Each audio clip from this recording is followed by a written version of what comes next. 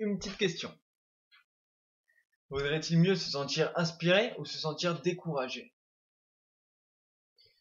Ça, c'est une question en fait qui revient tout le temps. Qui revient tout le temps, pas forcément sous forme de mots, mais qui reviendra tout le temps sous forme de sentiments, sous forme de choix, sous forme de pensée. Est-ce qu'il vaut mieux se sentir découragé quand on voit tout ce qu'il nous reste à faire, tout ce qui nous reste à travailler, tout ce qui nous reste à améliorer, ou est-ce qu'il vaut mieux se sentir inspiré quand on voit tout ce que l'on peut créer, tout ce que l'on peut construire, tout ce que l'on peut rénover, tout ce que l'on peut aider?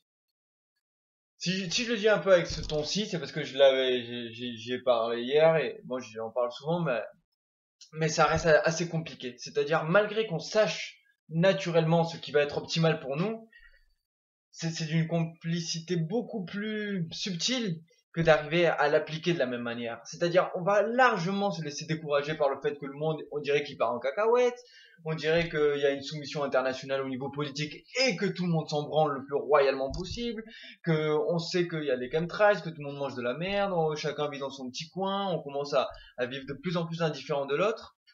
Tout ça peut amener facilement, on va dire, du découragement et de l'indifférence et de la résignation, etc., etc. Mais, en tournant, en bougeant, en vivant, on se rend compte de l'autre côté qu'on est très souvent encouragé. Il suffit de passer une bonne soirée avec des gens, de délirer, de parler de la vie, de refaire le monde, de se créer, de travailler sur soi, de offrir un sourire à quelqu'un, d'offrir de belles choses, de délirer, etc., etc.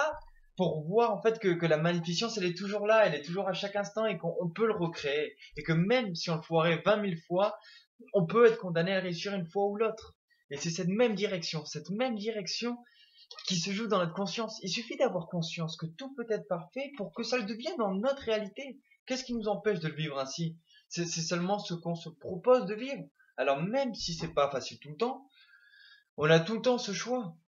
Par exemple, on peut se dire qu'on est quelqu'un qui vit un tout petit temps, qui meurt, qui disparaît, et voilà, et que quoi qu'il arrive, on peut rien changer, que c'est la merde, et que la vie est nulle, et que les humains ils sont méchants, et que patati, et que patata, et que c'est triste, et que j'ai mal, et que j'ai souffert, et que j'ai pas de chance, et que le voisin il me sourit pas, et qu'il y a des araignées qui rentrent dans mon lit, etc., etc. On peut, d'accord. Mais d'un autre côté, on peut largement voir la vie comme un processus parfait, que quoi qu'il arrive, on va réussir. Quoi qu'il arrive, on a tendance à évoluer, même si on recule de 2 pas, on avancera de 5. Que même si on aura offert tout ce qu'on peut et qu'on meurt, on va se réincarner avec d'autres chances, avec d'autres possibilités, avec des visions merveilleuses, avec d'autres rencontres.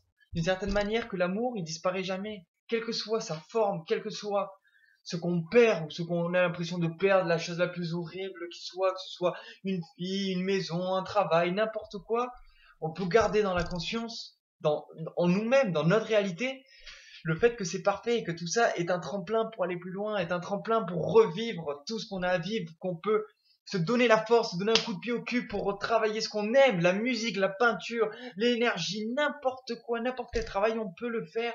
Comme de n'importe quelle manière, on peut glandouiller et rien faire et se plaindre de sa santé qui va mal parce qu'on travaille pas sa santé, point barre, de ceci qui va pas, etc., etc.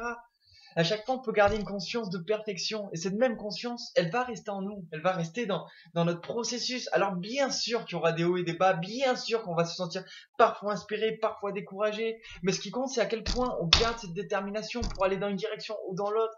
À quel point qu'on se rend compte qu'on est du mauvais côté de nos sentiments, que c'est des sentiments qui nous plaisent pas. On s'efforce de les changer ou on ne s'efforce pas de les changer. Je pense que c'est la seule question qui va être vitale. Alors moi, je vous propose de voir la vie un peu comme je la vois, c'est-à-dire comme une perfection constante, que même avec ses hauts et ses bas, on a toutes les opportunités merveilleuses qui nous permettent d'avancer à chaque instant. Et que si par hasard on choisit que cette vie-là, c'est pas notre vie transcendante, on va dire, que cette vie-là, on choisit de vouloir mourir vraiment pour s'incarner, alors c'est parfait. Mais on peut choisir d'un autre côté de se sentir immortel. Pas comme je sais que je vais être immortel, donc du coup je fais rien, je me la coule douce. Non, immortel dans le sens que quoi qu'il arrive, ça continuera. Alors autant essayer de faire le mieux possible dans cette vie-ci, et si c'est pas cette vie-ci qu'on se transcende, c'est pas grave. Qu'est-ce que transcender? Je pense que le corps est fait pour être immortel. Non seulement on est immortel en soi en tant qu'âme, mais en plus on peut être immortel dans ce corps, comme le furent énormément de gens, j'en suis persuadé. C'est parce qu'on n'a pas eu de preuve qu'il faut pas y croire. Ah, là, c'est à chacun de faire sa vérité. Mais je pense que qu'on peut à n'importe quel moment partir de l'autre côté, à n'importe quel moment rencontrer une personne, une phrase, une situation qui nous débloque toute notre vision, qui nous rappelle une joie constante, une merveille, une jeunesse infinie. Et que c'est dans cette énergie-là qu'on peut trouver la force, le courage de s'aimer assez pour se donner la motivation de se transcender. J'entends quoi par transcender? Là, on va faire plus simple. J'entends comme dans l'autre vidéo, amour, intelligence et détermination. On s'aime assez, on garde ses sentiments. Avec notre intelligence, on fait les choix qui sont bons pour nous. On ne désespère pas, parce que le choix est de ne pas désespérer, de chercher le meilleur, et on agit en conséquence.